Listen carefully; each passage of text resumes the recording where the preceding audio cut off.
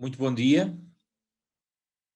Vamos dar início ao painel O Oceano que Precisamos para o Futuro que Queremos, onde juntamos jovens de diferentes pontos do globo para debater alguns dos pontos debatidos aqui nesta conferência, e sobretudo o envolvimento das sociedades e dos indivíduos. Este painel tem tradução simultânea na plataforma Zoom, onde esta conferência está a ser transmitida e será conduzida a partir deste momento totalmente em língua inglesa. This panel will be in English. You have simultaneous translation on the Zoom platform. I would like to thank the Clube de Lisboa for the invitation to moderate this panel. And my name is José Pedro Frazão. I'm a journalist and editor from Rádio Renascença in Lisbon, in Portugal. On behalf of Clube de Lisboa, I would like also to thank the availability of the speakers in this panel. This will be an open conversation panel with millennials from different geographies on public policies and involvement of the society and individuals. I would like to invite our audience to ask questions either on Zoom platform or the YouTube platform. I will try to insert those questions during our talk here in the next 90 minutes. Let me introduce our speakers. They come from different oceans, from different continents, from east to west, to north to south. Let me present you from North Atlantic, Samuel Collins, project manager at Oceano Azul Foundation in Lisbon. From the East Pacific, we have Daniel Cáceres, is a Sustainable Ocean Alliance representative for Hispoanoamérica, is a founder and executive director of the SOA Peru in Lima. From the West Pacific, we have Nagisa Yoshioka. She's a research fellow of the Ocean Policy Research Institute in Tóquio. And even on the east side, from East Indian Ocean, we have Aristyo Rizka Darmawan. Is a researcher at the Center of Sustainable Ocean Policy of University of Indonesia in Jakarta. We have from the West Indian Ocean, Eilers David is a chief operating officer at Arena Recycling Industry, is also from the Sustainable Ocean Alliance young ocean leader in the hub of Tanzania. It comes from Dar es Salaam. We are trying to have, but probably will not have the presence that was announced from Daniela Rizaro. She's in Argentina, in Buenos Aires. She's an all-Atlantic Ocean Youth Ambassador. If that happens, surely she will join us in this conversation. So we'll have a conversation here, and I want just to start with each of you to understand what kind of work you do. Let me just ask Samuel, can you introduce what you do in Oceano Azul Foundation? Yes, thank you, José Pedro, and thank you to Clube de Lisboa for hosting and organizing this event. And greetings to my fellow panelists. I work, as José Pedro said, for Oceano Azul Foundation. I work as a project manager in our Blue Network, and I'd say that involves mainly our international initiatives, our partnerships, and how mobilizing civil society and acting as a bridge between civil society and the decision makers and policy makers can lead to kind of transformative change and capitalized change in the international ocean agenda. Let me just now go to Daniel Cáceres to Lima. Tell me more about what you work, Daniel. Welcome. Thank you very much for the panelists and everyone that's here and for the invitation. Currently, I'm a marine biologist, a dive master. I'm currently the SOA Hispoanoamerica representative and also the SOA Peru hub director. We work mainly with young people. We have expanded the SOA network. We now have the largest Peruvian ocean leader network in the country, and also a big network in Latin America and SOA Costa Rica and Argentina, in Ecuador, Colombia, Chile, Uruguay, El Salvador, and Mexico. We work with all of this together to bring ocean action from young people.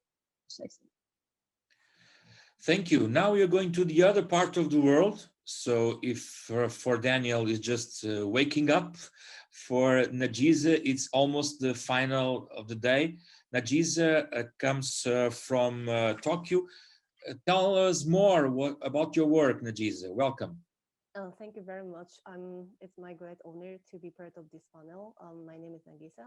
I'm a research associate at the Ocean Policy Research Institute of Sasakawa Peace Foundation.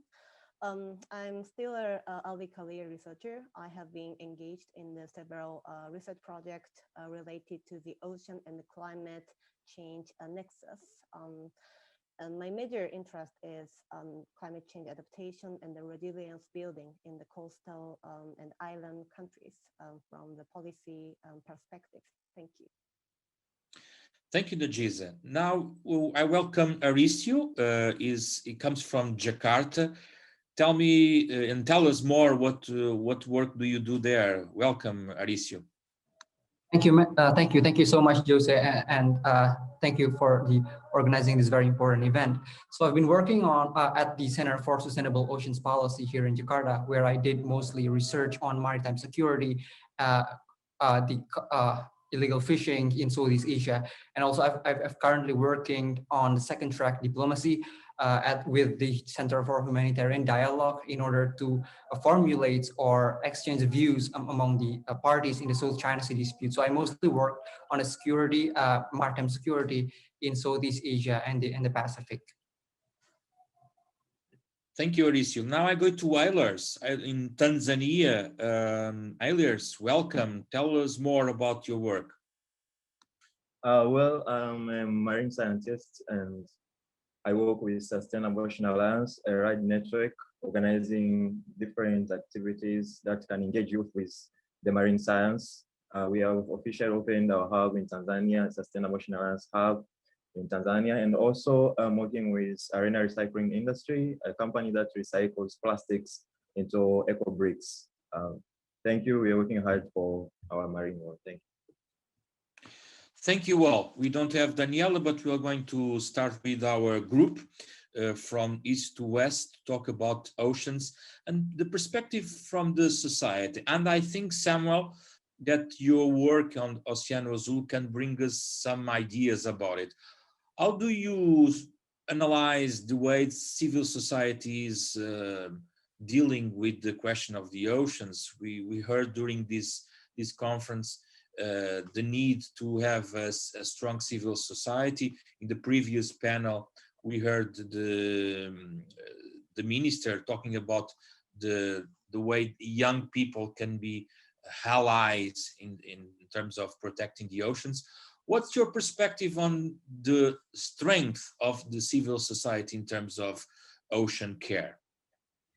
Yes, thank you, Jose Pedro. And I think it's an important question to address with civil society's role in the ocean agenda.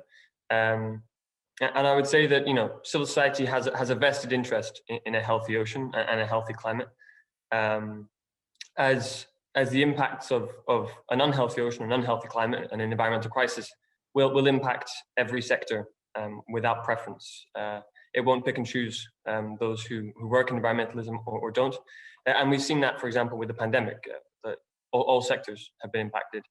And so I think civil society has a really important role to play in calling decision makers and holding them to account and pressuring them to push for progress and ambitious ways of solving some issues in the environmental crisis. And this is even more important. I think civil society has had a big role in the climate movement, and that's been fantastic to see.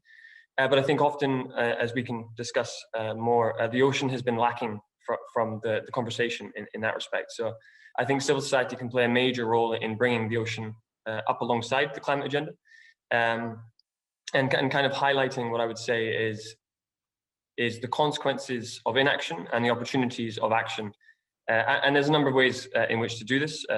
For example, there's a lot of international frameworks in place where civil society can play a role alongside member states and governments. For example, we've seen this with the climate COP, COP26 in Glasgow later this year under the UNFCCC framework, the biodiversity conference that's to be hosted in coming this year. Again, an opportunity for civil society to work alongside government and give their 2 cents. And I would say that the ocean community has a massive, amount of work being done from civil society, the scientific research, businesses, blue bio startups, innovative finance products, these kind of things. And these all kind of highlight, the benefits of a healthy ocean and how it will benefit civil society and how it is achievable. Because I think often there's this kind of doom and gloom where we don't know how to solve some of the issues, but there's an incredible amount of work, and perhaps it's more the issue of scalability and political will. And that's where civil society can come in and really call for political will to increase. And I'd finish, I guess, with, civil society by definition is fundamentally diverse. And progress often comes from unlikely collaborations. And so I guess in this, civil society has a big role to play for bringing the solutions we need for the ocean we want to form. Yes. Daniel, you've worked in the youth empowerment in several projects. What's your take on this civil society link in terms of the oceans? Well, I share much of what Sam has mentioned on regards to civil society. I think it's fundamentally very useful when we get organized and work together from the bottom up. I think, specifically now that we're working in election campaigns here in Peru, just going to different types of group, people that work with clean energy, young people that work with fishermen themselves, all of them, when they get organized together and all the action they can change from the bottom, and how intimidated they get when they become a big group, specifically to presidential candidates or congressional candidates. So I think in this election, it's very important. For example, I would like to speak on regards to this moment here in Peru, because what our young people has been doing so far is trying to get all the people that are running for Congress, the people that are running for president, to get into the policy action, to get into the ocean agenda that I think is very important that we involve. And this has been very interesting because at the beginning, most of our young people have been very skeptical in being involved with policy change or in politics at all.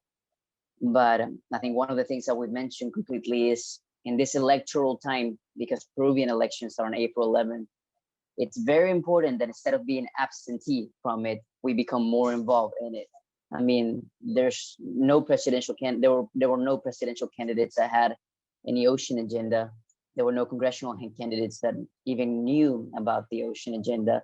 So it was our responsibility as ocean leaders to take it up to them and be like, hey, take this and make sure it gets there in Congress, for example. And right now, last week, for example, I've been traveling with a presidential candidate.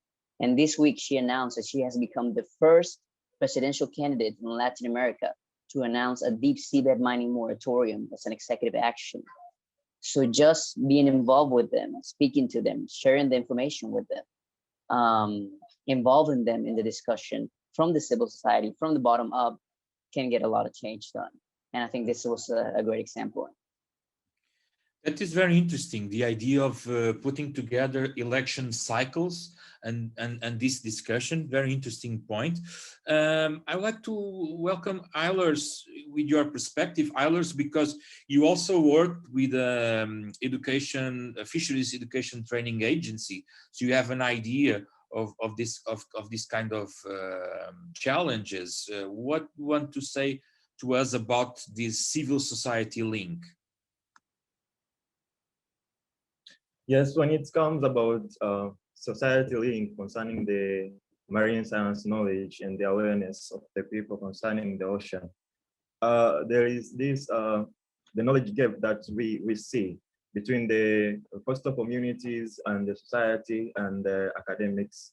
We as ocean leaders, we know what ocean really means to it and the science between the science beyond the ocean. That's why we are trying to educate the community to try and take all the measures and perspectives to conserve and preserve and attain a sustainable ocean. So I think there should be a link between the government and the society and the academic people who are doing the researches and the ocean leaders, so that we can get that flow of information and the communication together.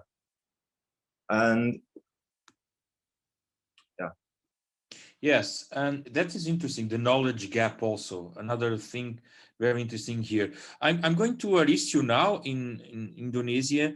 Aristyo, besides the big conferences and negotiations and treaties, we had this reference to election cycles. What is your perspective from there in terms of civil society linked to oceans discussion? Right, Jose, thank you very much. I think I do really agree with all the previous speakers that the role of civil society is very much important, especially what Eilert mentioned earlier, that there should be a role of linkage between the civil society that have an important role in dealing with the peoples and also the policy, but also to link it with the academia and also the think tank where they do research, especially in issues that I'm concerned of in regards to maritime security and the South China Sea. In very recently, like in a recent couple of years or at least 5 years, civil societies and academia have their increasing their more important role, right? Not only to give an input to the government, because here we do have quite a strong relationships between the academia, think tank, NGOs and the government. But we do also have a link between civil society and academics among South China Sea claimant. For example, here in Indonesia, we work with the NGOs and think tank from Malaysia and from the Vietnams and the Philippines. So we work together on discussing what are the common interests and what should we best advise the government in regards to the directions of the code of conduct negotiations. Because I think being working in NGOs, think tank, and academia, I think we're being much more flexible than the government when we're discussing and negotiating something, particularly a sensitive thing. So here, I think in regards to my experience working with the humanitarian dialogue and think tank across Southeast Asia, I think the role is getting more and more important. And I think the cooperations between think tank and academics within one country and also between countries in regards to the South China Sea, I think it's very much important to prevent any escalations and also to have the inline and a common advisory to the government. So I think the role is now it's already important and will be getting more and more important in the future. That's my take there. Yeah, and Nagisa, what is your take? Because you have worked not only as a a lecturer, a researcher, but you've worked also in the Pacific Islands, I understand, in terms of adaptation. That is very connected to the society, to the communities. What is your take on this? Oh yeah, thank you very much. Yeah, when I visited in the Pacific Island, so the people in the island told me what the living with the ocean means. I mean, when I visited in the Marshall Island, which is a small island country in the Pacific, which is exposed to the increasing sea level, the young people were really active in the leadership as a leader in their village or communities. So I think in terms of the climate change issues, the youth has been playing a really important role, and I think we can get some implication from the best practices in the climate change negotiation and youth activities nexus into the ocean. Sustainability as well. For example, so before the COP, I mean the Conference of the Parties, was under the United Nations framework on the climate change.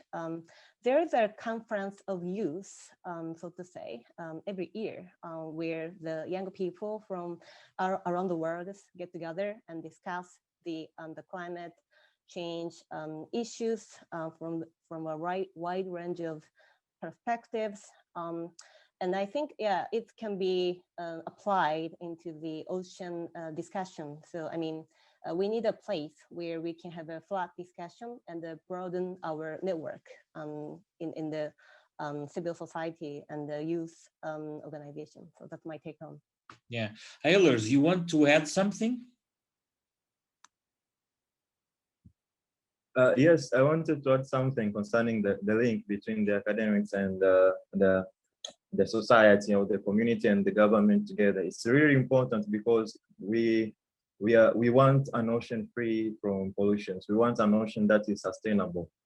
Without the link between, without the society getting awareness on how we can achieve the future we want in the ocean that we need, I don't think if we can achieve what we want without everyone getting awareness of concerning it. So I believe on the youth action and ocean leaders, what they are doing. And I believe if we try and focus to continue giving the knowledge concerning the oceans and the marine science knowledge to the people so that we can achieve the future we want in the ocean that we see, that would be a very great thing and a very, very big impact.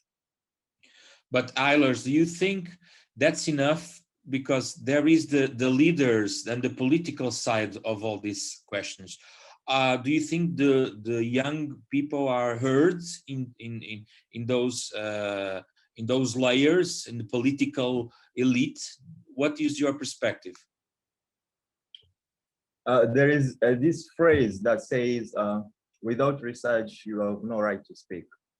So I believe our power as ocean leaders is to show those political leaders with the data that they need, with the research that they need. They really, when it comes to political leaders and the policy, they usually want to see the real effects happening. They really want to see what the impacts are coming. I can give a great example in Tanzania in 2019. We banned the use of plastic bags, but it did not come effectively until many research have been done concerning the effects of plastic bags in marine. So I believe ocean leaders can have that voice if they really showcase what the ocean is suffering from. Yeah. And I would like to ask you, ask Danielle, did the community use enough this plastic media buzz? Because the plastic, we just discussed this in this conference, in the beginning of the conference of this panel about plastic, and it's a media topic. But is it well enough explored in terms to bring people to this discussion on oceans? What do you think, Danielle? If plastic, it's a big enough issue to bring people together for ocean, is that your question? Yes, but did all this matter, all this discussion about plastic was strong enough to make a point in terms of the oceans? Because we are still lacking some ideas from the civil society in terms of the oceans. Yeah, I think many of the points I haven't touched before are very good points, specifically on regards to plastic. Plastic is like the really famous issue that everyone knows about and everyone can have an opinion about.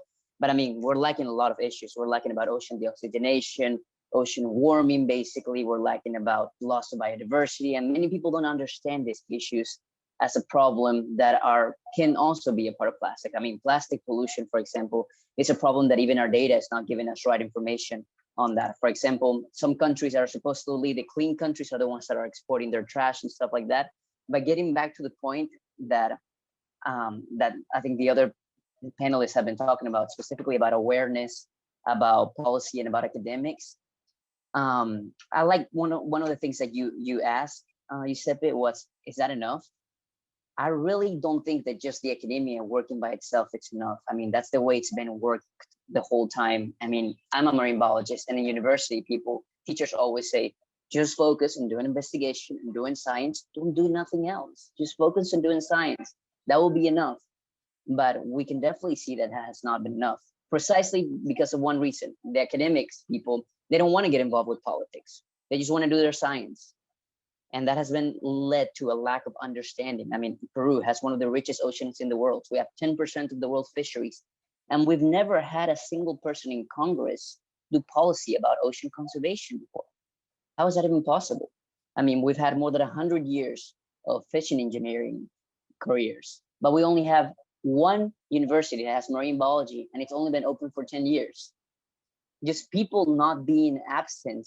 I mean, people being absent from policy. Academic people making a space from policy has led to a lack of understanding in policy making, and has also led to all these ocean issues that are being made. I think it's fundamental that not only do academic people do awareness as a responsibility, but also get involved into policy action, into politics, doing advisors, being into Congress, running for Congress, being into this type of things, because it's also more effective. I mean, education and awareness, specifically in plastic, for example, we can see how little effective it can be. Just if I go ahead and do education for kids and for young people, that's a long-term impact. But we do not need long-term impacts. We're in a point of urgency where we really need to have change in a short term and to the most amount of people possible. Education, if it doesn't change behaviors, it's not effective at all. If I do education for 400 people and they don't change their behavior, this 400 people is not going to be effective at all. And what we're seeing is that we have been doing education and awareness, and the changes in behavior have been very slow and very little, with very little impact. But policy making can have a broad term up to 10 million, 30 million people in a short term span. So I think we should go ahead and skip, not also, I mean, I don't mean skip completely, but it should be first in the academia, look into a target of policy making and the policy making needs to come with the awareness afterwards to change and to enforce this type of behavior. But I really think it's very important that academia and everyone gets involved in the policy making, specifically in this urgency. I would like to hear from the audience if they have questions about this. I think this is a very interesting question. Aristyo, you want to say something about this? Yeah, I think I totally agree with what Daniel mentioned. Given that Indonesia is the second largest contributor for marine debris in terms of plastic, I think I agree with Daniel's that policy is very much crucial. Well, it doesn't mean that disregarded all the NGOs and the education stuff, but the policy is playing very much important role. In the case of Indonesia, we last couple of years, we've already put a strong regulation on the total ban of plastic. So supermarket is already banned in giving plastic bags. And I think it's getting much more and more effective because before last 4 or 5 years, we can still use plastic, but we should buy it in a very cheap price. But the government see that this is not really effective, and with the new regulations that banning total plastic use in the supermarket, I think it's very much more effective. We're not yet maybe in a very totally ban of plastic, but Indonesia is on the way there. And I think as what Daniel mentions, that the policymakers is actually playing the central role here in playing and in controlling the plastic waste in Indonesia. And I think Indonesia is slowly getting there in banning the total plastic. Nagisa, what's your point here? Thank you very much. Can you hear my voice clearly? Yes. Okay, great. Yeah, thank you very much. So likewise, Japan has enacted the new policy, which requires all the retailer in the shops charge the customer for the use of the plastic bags. But we still have a long way to go in terms of the plastic free lifestyle. And yeah, I agree with the idea that the policy has a central role, but I also want to touch on the role of civil society as well. Because I feel that the reducing the single-use plastics is usually the policy target in the international conversation and other the discussion on the plastic issues. But I think we also have to note that the recycling is also requiring an energy consumption, and if we recycle something into the new things, which is not so much useful for our daily life, nobody will use it. So that's why I feel that the plastic-free lifestyle should be the ultimate goal in these issues. And I think here on the civil society have a really important role because we, so the strength of the civil society or youth is the ability to change our lives, because I feel that the environmental issues usually is based on the idea that the government has to change the people's behavior, but gradually people can change before the policy do. So maybe the changing lifestyle is another things that we have to consider. Yeah. Yeah. Let me just turn now to Samuel. It's interesting because the Oceano Azul Foundation is dealing with this Rise Up, a blue call to action, and that is really related to the way you can join the awareness of the society, and you have the idea of empower and support people. And what's your take on the policy making strategy and how can you, and the awareness strategy in terms of oceans, Samuel? Yeah, thank you, Jose Pedro, and fully agree with the comments made here. You know, there shouldn't be a divide between academia and decision making, because essentially with Rise Up, as you've mentioned, the foundation's initiative, it calls for, you know, founding decisions on science. If policy decisions aren't founded on science, then, you know, they're not supported by concrete data. So Rise Up, as you mentioned, is an initiative launched, supported by Oceano Azul. And it's essentially, it's a joint call from civil society, a joint blue call to action, urging governments and businesses to take the kind of the bold actions that are essentially needed to set the ocean on course to recovery. We've highlighted plastics is an issue, but it's just one issue amongst you know, a great many issues, and Rise Up aims to kind of concretize the major issues facing the ocean today under a, you know, not a lengthy scientific report that academics would understand, but also, you know, the policymakers can understand. We can't all be experts in the ocean, so we need to make sure that our language is communicatable and the issues are communicatable. So Rise Up it's a common agenda that outlines 29 priority actions that would contribute to a healthy ocean. And these actions are laid out within 6 thematic areas represented by the letters of Rise Up to kind of show that the ocean shouldn't be approached in silos. You know, if you work on fisheries, that doesn't mean that you're not involved in the other aspects. For example, the plastics issue. You know, it's one ocean. It's connected. And so these 6 thematic areas, they cover. You know, R stands for Restore Ocean Life. That's the biodiversity crisis. Then we have the decarbonization crisis, the circular economy, the empowering coastal communities, indigenous peoples, and traditional knowledge. We have the kind of broader topic of ocean governance, and then we have the, you know, save what's left, the protecting pristine areas under the 30 by 30. So Rise Up is it's a broad, holistic agenda, and aims to kind of bring that civil society voice to the fore. So over 450 organizations now have signed on in support of Rise Up. You know, to support the ambition of it, and that gets the attention. I mean, for example, as Danielle said, you know, if you do put yourself in front of or alongside decision makers, you can impact change. And it's fantastic to hear Danielle say that, you know, the announcement of a candidate on a moratorium on seabed mining. That's a huge sign that decision makers are taking that on board. And so Rise Up aims to kind of bring that to the front.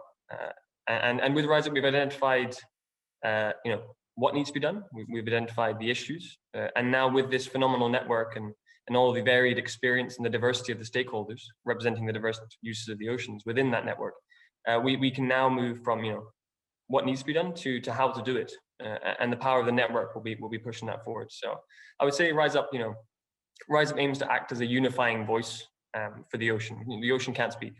Often we discussed that the impacts are sometimes silent until we have phenomenal impact and detrimental impact. So I say Rise Up aims, you know, a unifying voice to support SDG 14 and beyond. Yes, thank you. I'm going to now to Eilers, and I want just to put 2 questions. I know you have something to say, but I want to put your questions at Teresa Ippolito just wrote on our platforms. She has 2 questions. One, what do you consider to be the greatest challenge in policy making to protect our oceans? And the second one, and I'm going to put it to all of you if you want to answer, but now to Eilers, would you agree compliance of laws and regulations is a greater challenge than coming up with common targets? What do you think about it, Eilers?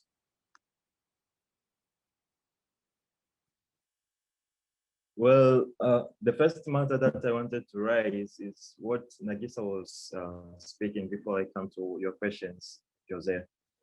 There is this an issue about human behavior.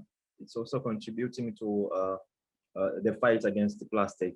You see, there are different campaigns like single-use plastics, where people are to reduce the use of plastic. But if the humans are not ready to change the way they use and see plastics, still it can be a great challenge, even if there is some policies that are passed, because the policy will always be there. I have seen some different policies and laws that they are there, but the society is not, they are not following or abiding to those policies and laws. And coming to your question about policy making, the biggest challenge in policy making is the power of the policy. If the policy has power, for instance, in Tanzania, I said previously about the ban of plastic bags. It was completely banned, and when you are seeing using plastic bag, you have to pay for some certain amount. So the power of the policy that is made concerning some actions concerning the marine world, I think that's really what matters. I'm leaving the second question to my fellow panelists to help. Yeah, the second question, and I can make it this to Danielle. Would you agree that the compliance of the laws is more important than, or it's a greater challenge than coming with common targets? What do you think, Danielle? I think it's a really tough, but I don't think it's the toughest of all. But I do think it's a very tough option. On regards to the left question, then the question before that, I would like to also touch a point on that. On what do I consider the greatest challenge currently? I think it's the way our democracy works. That's the greatest challenge. In election season, I've been seeing it completely. The candidates have to appeal specifically to an economic sector and specifically to a social sector. The environment does not vote. If most of the people in my country are forward for deep seabed mining, the candidates will have to do it because that's how democracy works. If most of the people in our country want deforestation, it will have to happen. It will have to continue happening. So the way we have to elect the leaders, they have to appeal specifically to the big business, to the economics, to the small businesses, and to the people, but not to the environment. So it's really making it tough to have big advancements the way we're doing democracy. So I really think that we need a revolution on the way our political system works and why they can assure that the environment gets put into place and gets involved into that. So I really do think that's a big challenge. And on compliance, I do think it's very important. And I'm going to give you an example of this. In Peru, it's completely illegal to buy or sell seahorses. It's completely illegal to buy or sell any parts of a sea turtle. But you go to the cities in the north of Peru and you see people buying and selling seahorses everywhere and sea turtles everywhere. And you see the authorities going there. Why is that happening? I mean, it's on the law. You get 3 to 5 years in jail if you buy or sell anything like this. And the reason of this, first, authorities don't get the training they need after the law gets applied, and they don't get capacitation on this. It's very important that awareness and education gets to the right people and the right authorities. If the authorities are not aware of this, how are the people going to be aware of this? And also, like I mentioned before, policy needs to come with a campaign of awareness that also looks to change common sense, common knowledge, even ancestral traditions, one that can touch the hearts of people and the mental awareness of this. I want to go to Aristyo because I want to shift from the election panorama that Danielle brings us to the international summits about these subjects, specifically the climate ones. And Sam, in the beginning, was talking about this different approach from oceans to the climate discussion. I want to ask you, what more can be done in terms of the civil society pressure on the political elites, because we've seen so many demonstrations about climate all around the world. The sense of urgency is there. Many people criticize the lack decisions, important decisions in terms of the political atmosphere, the political layer. Do you think the world needs new strategies to pressure the political elite? Sure, thank you. So very tough questions, but I think I want to address the first question first on whether what was the greatest challenges for government or policymakers in regards to how to force them put these kind of like ocean plastic issues to be the first concern. So I think the greatest challenge is to balance the economic interest and also the environment. Because by, for instance, like banning the plastic or the fully use of plastic, there would be a very significant amount of a business that will be, I don't know, maybe their interest and their profits is going to deteriorate, and it will certainly make and influence the government incomes and from tax and et cetera, et cetera. So I think the greatest challenge is how to balance the economic and the environment concern about this. And if the business sectors already have the awareness or about the sustainable business or conducting sustainable business, I think it would be very much more easier for the government to put and to enforce their regulations on issues such as like the banning of plastic and et cetera, et cetera. So that's why echoes just a little bit from the previous discussions. And I think the inventions for the replacement of plastic with a same quality or same price and et cetera. So it's very much important. So it's very much interlinkage with from one issues to another issues, but surely to balance the economics and the environmental interests is very much the greatest challenge for, I think, all the government. And in regards to the second questions on how the international community address the climate change and those kind of things. So I think one of the most important issues is first, commitment from all states, from all government, and the ideas of awareness, of trust that the climate change is real. It is very much important. Let's look a bit in what happened in the U.S. After the presidential election. So there's a huge shift in terms of policy, right? So what I'm trying to say here is that for the government to actually believe that the climate change is real, and they should really need to take an actions in regards to the climate change is very much important.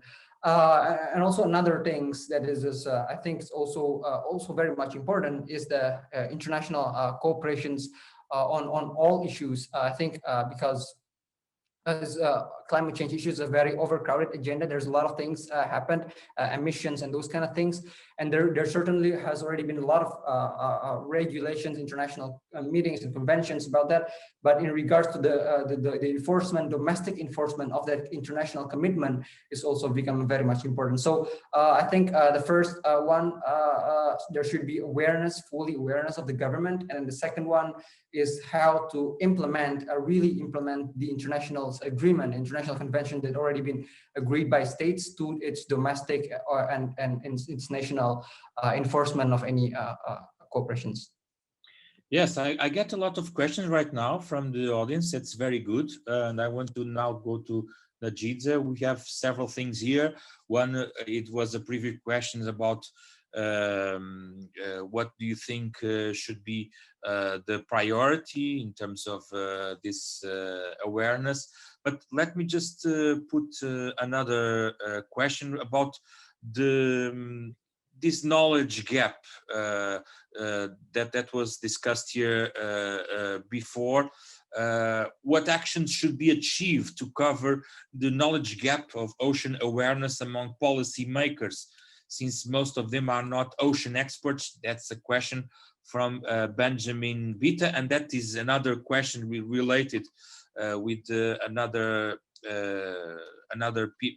person here in the audience that is very concerned, Professor Fernanda. She's very concerned about this gap between science and education. What do you think about it, Nagisa? Thank you very much. Well, from my point of view as a researcher at a think tank, the knowledge gap should be fulfilled by bridging the science community and the policymaker in the closer ties, for example, through the regular dialogue on a regular basis, because here in Japan, I understand the personnel in the government have to change their department every 2 years. So that's why they cannot acknowledge their specific knowledge and the expert. It's much more than they should be much more like a generalist, more than the expert. So I think yeah, the think tank can play an important role here in the filling the gap. So I think yeah, we at the think tank provide some scientific based advocacy. So yeah, which might be which might prompt the government to take a specific action. So, and I think also it's important to involve the young leader, such a high school student, who are really aware of the environmental issue on the ground into the such a dialogue. So that's my first take on. Yeah, and I also have to add something into what Aristyo just mentioned. I think the balancing the economic interest and the environment is really critical. And I think the role of government is to consider the long-term consequences, because the business sector tend to see the short-term profit. But the government or policymaker can think about the future, in the future and the long-term effect of the specific business activity. For example, in the offshore wind power generation, I think the wind turbine developed here and there or around the world. But we also have to consider the decommissions of the wind turbine in the 30 years or 40 years down the road. Yeah, it's often overlooked for the sake of the short-term profit. But I think we have to think about what kind of consequences that building a structure in the ocean will bring, because it might be impact on the marine ecosystem, and we don't have any scientific evidence in the long run impact on such the structures. So yeah, stuff like that. So I think that's my comment for the previous speaker. Thank you. I think you just answered one question we had here from Andreas Kramer. He asks, how can we focus better on the long-term economic and social benefits of sustainable ocean uses, including sustainable harvest of living resources? I think you just covered something about it. I want to ask Eilers another question. It comes from Joana Sakoto. She was listening about the idea of changing ancestral traditions, and she asks if we should not be careful about this kind of remarks, because, as she states, there is extensive literature on the importance of traditional knowledge of oceans for sustainability. Eilers, do you think there is space to combine local traditional knowledge with new scientific and technological knowledge? Yeah, it's very good thing. It's very critical, because sometimes the knowledge of the ocean science, you can find it's not that much applicable in some areas. For instance, you can use, there can be a global data, a global science people can refer, but it cannot be applicable to all areas. Every corner of the earth has specific parameters and conditions, different conditions. So this traditional knowledge is also very good and very essential to consider it. But we need to find a link between the traditional knowledge and the scientific knowledge, because the traditional knowledge just based on what is happening, what is really occurring, but the science knowledge is trying to explain why the traditional knowledge happens. So if we want the traditional knowledge to go in a sustainable manner, we need to explore them, the real fact about what they know and how the science beyond it, how is it? You see, traditional knowledge also is a very important thing because, for instance, if you go to the ocean and then you find a certain community believing that you cannot enter within the ocean, you see, those traditional awareness, those traditional knowledge can even form a block, a hindering in the science between, for instance, marine protected areas. The science between marine protected areas is to protect extinctions of species, but the traditional knowledge usually want to explore the ocean according to their demand, their daily demand in fishing and different activities. But if we link together the traditional knowledge and the marine science knowledge, and trying to explain why science says we should do this and why traditional should be followed or not to be followed, I think that can push us far away better to the future we want in the ocean. Thank you. Samuel, please join the conversation. Yeah, I think it's a very, very important question to raise, and I'd echo and agree with Eiler's comments that finding a linkage between indigenous communities, coastal communities, and traditional knowledge and science is absolutely essential, because they can both help each other to push for progress. A lot of indigenous communities, they've been sustainably managing their ecosystems for longer than a lot of the modern day science that is telling us how to sustainably manage. So I think there's a lot of possibilities to push both agendas, and they can assist each other absolutely. And I think a lack of communication between these two ocean stakeholders will only hinder progress in that respect, and that will only, I would say that to sustainably manage an ocean, we need to sustainably manage the stakeholders within it. So I think if we don't do that, we'll see a very different kind of ocean stakeholder relationship moving forward. Do you think, Sam, that you have to somehow change or improve the toolbox you have to pressure the leaderships? I'm talking about global treaty negotiations and so on. You started talking about this thing between oceans and climate discussion. I would like to hear from you. Yeah, I mean, absolutely. I think it's the ocean climate nexus, the connection which we often discuss. It's a big frustration of mine. I think I obviously wear an ocean hat, so I think that sometimes I get confused that everyone doesn't know everything about the ocean. So I think a lot of times ocean literacy in decision makers is lacking, and in climate literacy, it's all the same, environmental literacy. And so maybe before I touch on the connection between the two, to repeat the often repeated facts and figures of the ocean and how essential it is.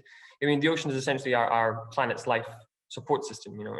It's the largest ecosystem on Earth. It supplies every second breath we breathe, absorbs excess heat, excess CO2. The poles act as air conditioning units, regulating the planet's climate.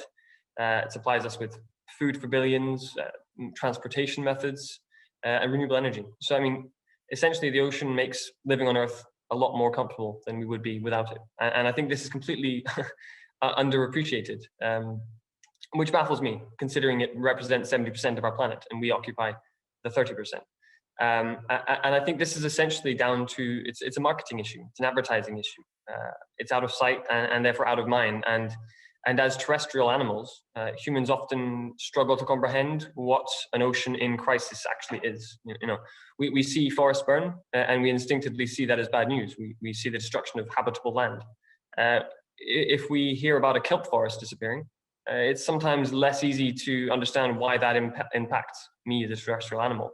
And so this is a big issue in kind of bringing the ocean out of the murky depths, for example, to be metaphorical. And so I think, to go back to the question with the ocean climate linkage, is this huge potential in a healthy ocean to combat a lot of the issues with climate change. A healthy ocean is more biodiverse. A more biodiverse ocean stores more carbon and is more resilient with coastal resilience and mangroves and things.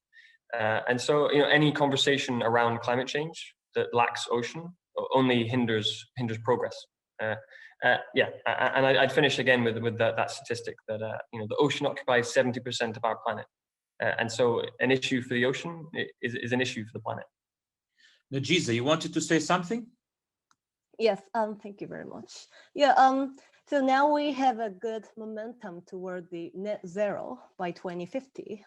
So I think we can incorporate the ocean sustainability into such a momentum. So for example, I would like to mention the report which is published by the high-level panel for the ocean sustainability, which says that the ocean could be responsible for around 20% of the additional mitigation effort to achieve the goal, the net zero by 2050. And so, yeah, I think we can just look at the role of the ocean in the climate change mitigation. For example, so the high-level panel says the fish can be an alternative source of protein with a lower carbon footprint. So I think the seafood can be a key of the climate change mitigation in the future. So yeah, that's what I wanted to add. I want to go to Daniel now. There is a question here from Tiago Garcia. He agrees with you about education, but he asks this question.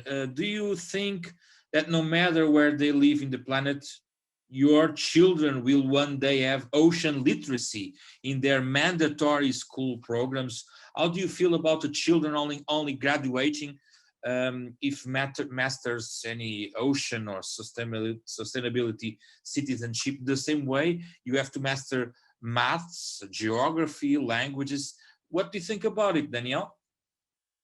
I think that will be the best case scenario, that we one day have it for everyone. I think that's something we all want. But on regards to that, I think the issue is precisely that we need everyone to know about the ocean for the ocean to be taken care of. And I think that's something that I'm a little bit worried about, because until we get everyone to get ocean literacy, it's going to take some time. It's not something a short-term thing, specifically because the population is growing. And okay, even if so, are we going to have to wait until everyone has ocean literacy for everyone to vote for right candidates that know about the ocean and are worried into there?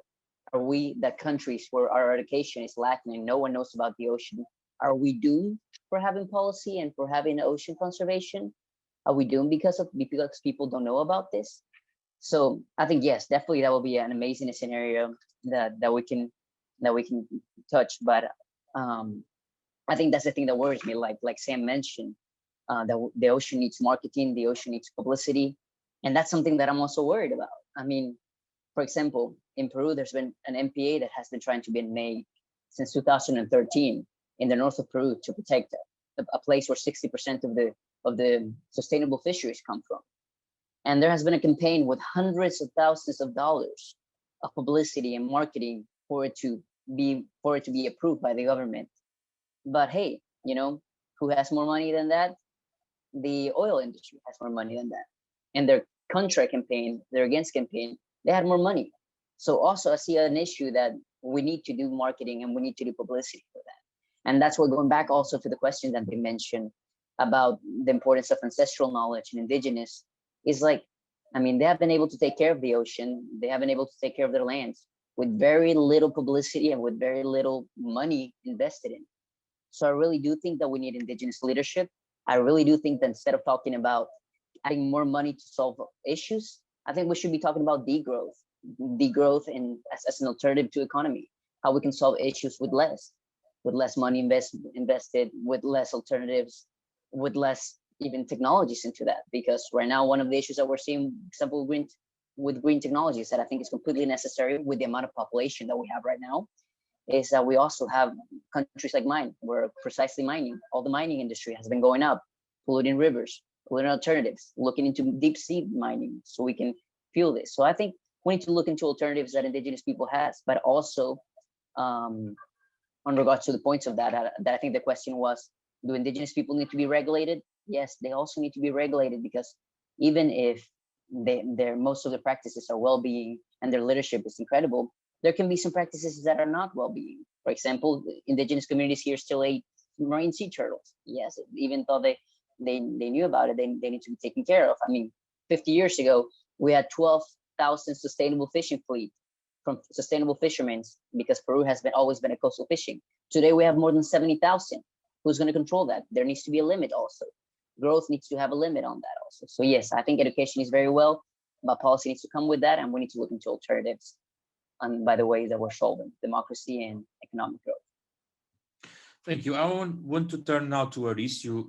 Two questions. You deal with international law, so I would like to ask you if this education subject could be, for example, like Tiago Garcia asks, a key performance indicator for the UN Ocean Decade. And secondly, because in this conference, in the previous panels, we've been discussing geostrategic implications for peace and security, and that is your subject of work. How do you address the situation right now when you have a change in a big administration like the American one? Do you think we are turning a page in terms of the geostrategic, or you feel things will run business as usual in this subject?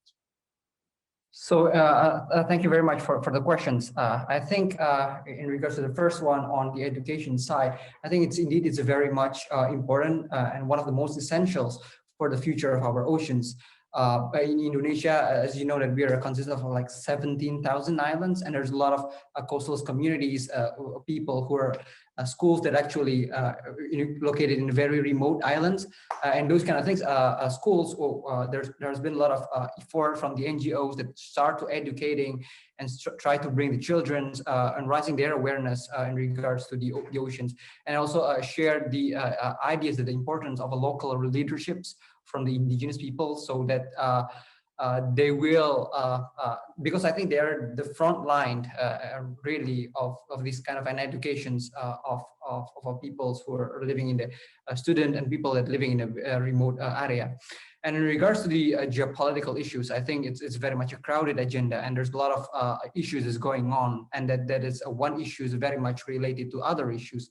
For examples, let me give you the examples in the South China Sea. It's very much a geopolitical issues, is very much international politics issues where the US-China rivalries very much played an important role in regards to the freedom of navigations, FONOPS program, and those kind of things. But on the other hand, the impact of the geopolitical rivalries and the overlapping maritime claims and the naval warships is very much a serious to create a damage to the environment. There has been a lot of research released by the CSIS, Center for Strategic and International Studies in the US, that is actually saying that the coral reefs in the South China Sea is really damaging, and it's damaging very seriously because of a lot of warships that's going on there, and also the constructions of artificial islands there. So I think indeed geopolitics very much played an important role right now in security issues in the South China Sea, not only in terms of the geopolitics and rivalry itself, but its implications, also the implications to the livelihood of fishermen.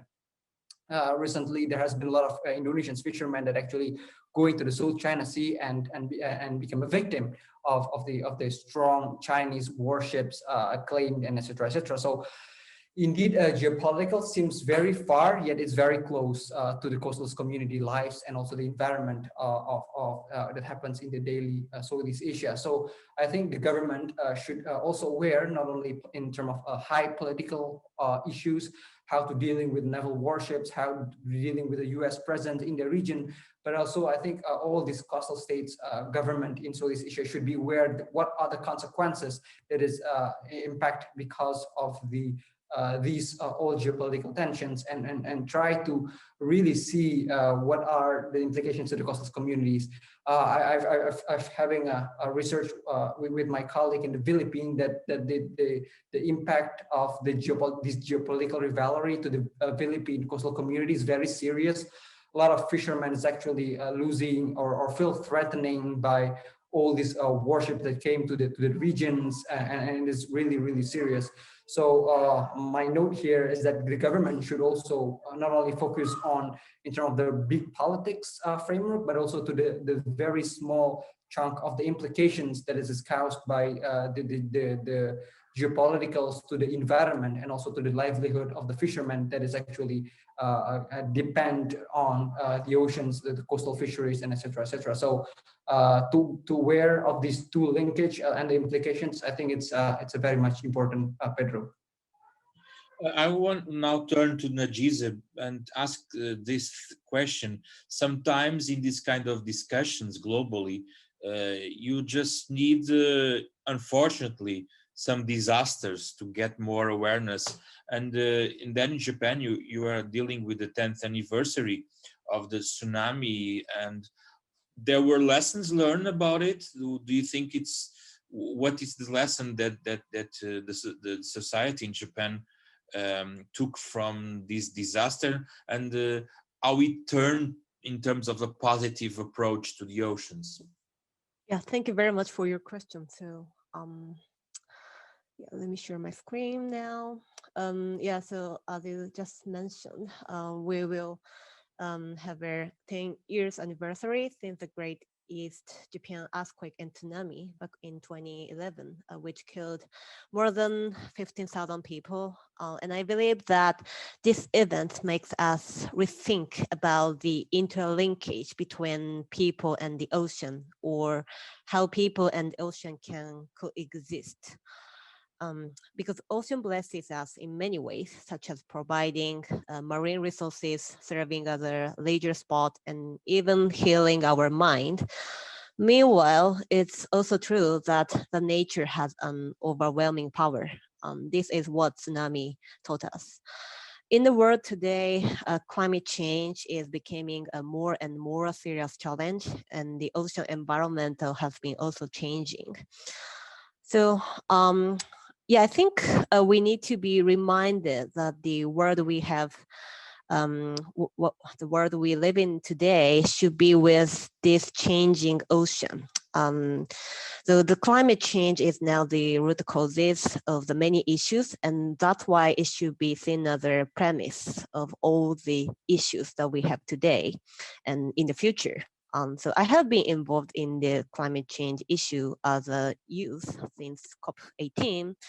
And at that time, I was trying to prompt the politician and the decision maker to change, but I realized that we ourselves often have to change and adapt to the changing environment. So yeah, I think the how to, along with the ocean, is a really important. And I also want to echo the previous speaker, who mentioned the indigenous knowledge or traditional knowledge. Yeah, because Japan, we traditionally have a really good traditions, which see the ocean, forest, and the river as a single entity, which enables the integrated management, and it's enhance the productivity and the rich marine ecosystem in the coastal communities. So yeah, so how to protect such traditions is also really critical things to consider. Yeah, that's, I think, the lesson I learned from the experience in the disaster and the climate change. Mm-hmm. Now I'm going to turn to Eilers. Eilers, Teresa Hipólito is someone from the audience that has here a question interesting. She says we can't expect the least developed countries to worry about the ocean when they have so many other essential humanitarian issues. So Teresa asks that should more developed countries not take the lead and make up for those who prioritize the ocean crisis? The ocean is free for all. So I believe no matter what part of the world you are, and no matter what crisis you're facing, for instance, what had happened in Japan is also showing us. I think this crisis matters to us all in any country that you may be. the crisis matters to us all because the ocean that we live on is one in the whole world. So I think these developed countries and any country that's should worry about different cases that are happening in the ocean.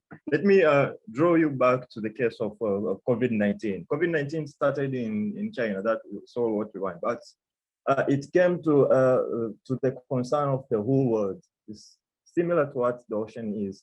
The problems that are happening in the other side of the world might have a great impact to another side of the world. So I think the whole world should worry about the crises that are going on around the world, no matter in which country are you, no matter where are you, the ocean is always for all. Thank you. That's a very good point because COVID-19 is also a question here. Daniel, do you think it can make some shadows on this discussion, or you think it will boost the discussion on oceans and climate? COVID-19, is that what you're referring to? Yes.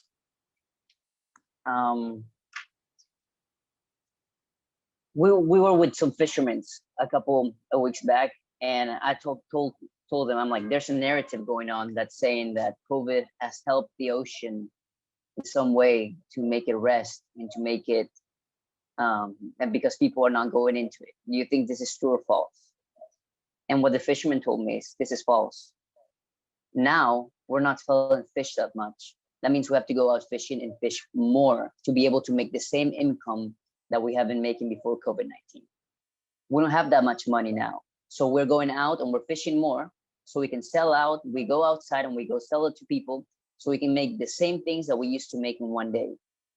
So we're fishing more. We're used to take Sundays off. We're not taking Sundays off anymore. Our economy has been hassled so much that we're even going out fishing on Sundays. So I think the narrative might change. It might be different locally and regionally. But for example, in the case of Peru, that's the case on regards to COVID-19. Okay, what do you think about it, Sam? Yeah, I think it's a very important thing to discuss, and building on the comments that Danielle made. Another aspect of COVID-19 in, for example, the fishing industry is regulation. Those who were implementing regulations or protecting natural environments, they were also stopped to go out. So it wasn't that the ocean had a break from humanity completely, which would be a romantic way to look at it. Those sectors and individuals who work to protect natural environments and regulate them and monitor them, they stopped going out. They were impacted equally by so sometimes illegal, unreported fishing could happen with much more regularity because of COVID-19.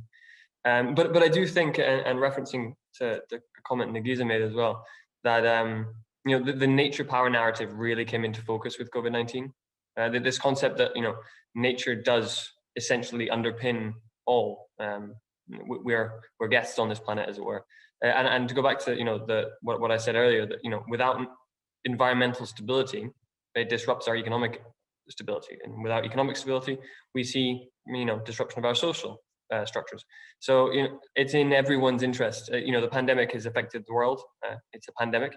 The ocean, similarly, the crisis will affect the entire world. Whether you're a landlocked country, whether you don't work in oceans at all, you benefit from it. Absolutely, you are 70% water. So I think there's this, linking back to that ocean literacy concept. That I'm optimistic that in 10 years we will have ocean literacy, climate literacy, environmental literacy throughout the curriculum. In fact, Oceano Azul Foundation works to promote exactly that with Blue Education here in Portugal. We do a pilot study where we integrate ocean literacy into the normal curriculum. They do maths, but they do maths with oceans. They do geography, they do law of the sea. And I'm optimistic that we will have an ocean literate society in every sector. But what I say is that we can't wait for the youth in 10, 20 years to save us. We have to listen to youth now. Because adding to one of the great, I think we highlighted some great challenges among us, and we have a few and many great challenges, and I would say timing is one of them. We don't have much time. The ocean decade is 10 years, and we need to come to 2030 with already implemented solutions, not just more promises or voluntary commitments. We need to have action. And so I congratulate, for example, when decision makers bring youth to the table, not as a token, not as a pat on the head, but as a real stakeholder, because youth have the most to lose with the environmental crisis, and the most to gain for action. It's probably the most altruistic perspective because there's no governments or mandates or stakeholder links already there. So, for example, I'd congratulate the UN Secretary General Antonio Guterres for formulating a Youth Advisory Council on climate, because that instantly brings a fresh perspective and an unbiased perspective to the table. And I really hope that we see more of that popping up. And just to highlight that link to the ocean, I hope it's not always just climate. It's bringing together that ocean, climate, environmental, human health nexus. Yes, that's a point I want to stress on our latest round. But Aristyo, we are discussing here COVID-19 factor in this discussion. What's your thought about it? Yeah, I only want to make a very short comments on the impact of COVID-19 in terms of the sustainable oceans here in Southeast Asia. So I think one of the most significant impact of the COVID-19 is in regards to the economy, right? All of the Southeast Asian's economy is getting a very serious impact. And that is, there has been a lot of data that actually released that it affects the budget allocations of law enforcement, including maritime law enforcement.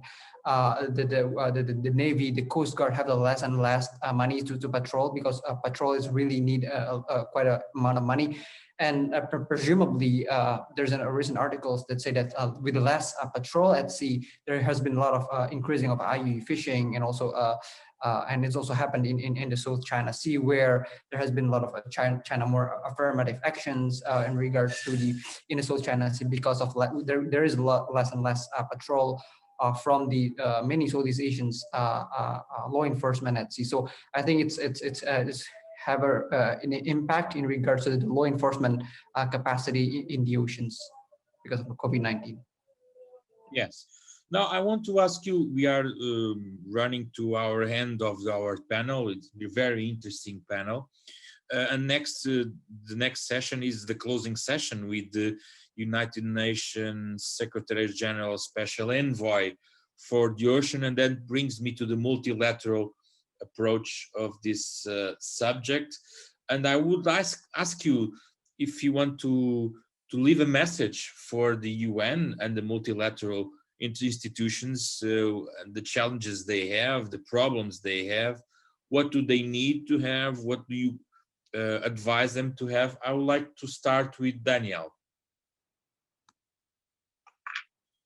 Okay, so one of the things that I've seen in the COP, for example, is that usually they divide us by developed countries and underdeveloped countries. For example, the developed countries have a high standard of reducing emissions, while my countries and countries in Latin America, we can still produce emissions until we become a developed country. I think that's not the way it should be going. And it's a discussion, because it's saying, okay, I know we know we already polluted and we know we did bad, so you can make the same mistakes. You can still keep on polluting. You can still keep on generating emissions because we did. So why can't you do it? I mean, the urgency point right now is we need to stop. We need to reduce emissions. We need to look into alternatives. Latin America, I think us underdeveloped countries should be the ones giving examples to this, about this. How? We have been able to live with very little demands to the environment, coexist with the environment, without need of big economic growth and constant growth. I think we should be the ones leading this. I think the indigenous community should be the ones leading this argument of degrowth, of telling you don't need that much to be happy, you don't need that much to be healthy, you don't need that much to eat nutritious, you don't need that much to coexist with the environment. So I think they should change the mind on the way they're focusing on the issue and start looking at us underdeveloped countries, which I hate that term because it's looking like we are less than something, and start looking at this and us as a way to lead this fight. We have been able to live with little and be happy. The work we have been able to distribute and share values that have been lost in the individuality system that they're trying to teach us to lead. So I think that will be my main message. Thank you. Nagisa, it's your time to convey some message. If Secretary General Antonio Guterres, which is a Portuguese one, could listen, or if Mr. Peter Thompson can take the message to him. Thank you very much. So I would like to, I would like them to believe in the power of youth. I mean, because the youth, the expectation of youth has been increasing remarkably, comparing the now to the 10 years ago, in my perspective. And we are now on the transition from being someone who should be educated or who should be taken care of, to the someone who should make a difference in the society. So I think developing our young people, to support them to choose the ocean science as their career path will be also important, especially for girls who are unlikely to choose the ocean sciences in their major in the university and the higher education. So yeah, I think it's really important here in Japan and maybe also in other parts of the world. So yeah, what I want to say here is just to count on the young people in the ocean discussion and the climate change discussion. So yeah, I'm really honored to be part of this panel today. So thank you very much. Thank you, Nagisa. And now I'll turn to Aristyo, and the same question, the same challenge to bring some ideas that could go to the multilateral institutions, and specifically to the notebook of the Secretary General of the United Nations. Aristyo. Thank you very much. I think this is one of the most important questions. So I think I just want to echo what we've been discussing for the last 1.5 hours and underscores and underlines the importance of cooperations in regarding to tackling the oceans issues. I think there has been a lot of issues going on in the oceans. It's very much a crowded agenda from geopolitics, plastic, climate change, security, and everything. So I think what the most important one for me, at least, is it's cooperations between the diplomats, government sector, NGOs, and academia. Everything is cooperations in addressing all these issues is very much important. And I think the UN should lead the way in order to the form of cooperations in regard to the how to tackle all of those issues with the cooperations, not only cooperation among stakeholders, such like as I said, academia, NGOs, government, but also cooperations between all states. That is because oceans is connect all of us. Oceans connect all the world. So cooperation, I think, should be the keywords in addressing all the oceans challenge in the future. So as well as Yoshioka said, it's a pleasure to talk with in this panel. So thank you very much, Jose. Thank you, Aristyo. It was very interesting. And now from Indonesia, I go to Tanzania. Eilers, what's your take on this? This is our last round of talk. Well, thanks for the chance, Jose Pedroso. My message to them is for them to link the United Nations, all the nations that are within that, the connections, to try and create a platform in which every nation could implement what they are trying to enforce within the ocean, to try and create an atmosphere, try and create a platform or an environment where each country can implement what's being decided concerning the ocean in every nation, in every country, in every place of the world. They should try and implement and try to create a pathway in a way that we can implement the policy and the science of the ocean in any part, in any continent of the world. And I really like to insist on the youth policy in ocean science, they really should trust and believe on what the ocean, the youth are trying to showcase concerning the ocean policy, the ocean actions. They have to believe in the youth policy and the youth action concerning the ocean leaderships. So my great message to them is for them to create the pathway for the implementation. The laws are there, everything I described, the goals of the UN decades of the ocean science. Now we have to take them into action. They have to create the pathway and the atmosphere for everyone in any corner of the world to feel the implementation of the UN Ocean Decades goals. And I think this can happen if the academias, the NGOs, everyone in any parts of the world could really put the enforcement on it and be aware of it in every place. So they should link us together to a way forward towards the ocean decades. Thank you. Thank you very much, Eilers. The final minute, just in 1 minute to you, Sam, the same question. Yeah, it's a great question, and I'll be brief. And I would say to the UN and its member states to be ambitious. You know, if not now, if not in the UN decade, when? And essentially, time is of the essence. And our terrestrial economy has led us to where we are now with the climate issues. And if our ocean economy develops in an unsustainable or unmanaged way, we will see a rapid increase in these issues as we move forward. And so I would say that without a framework within the international stage to discuss oceans, we won't make progress on it. So I would call for, you know, an international framework alongside the COP, the CBD, to address oceans and discuss it, because it is fundamentally underpinning the environment and the world we live in. Thank you very much, all of you. Sam, Eilers, Aristyo, Nagisa, Danielle, very interesting talk here, a global talk. I would like to thank you all. And those who post questions and the audience, this is the end of the panel. I think it was very interesting. I hope everyone got something from this conversation.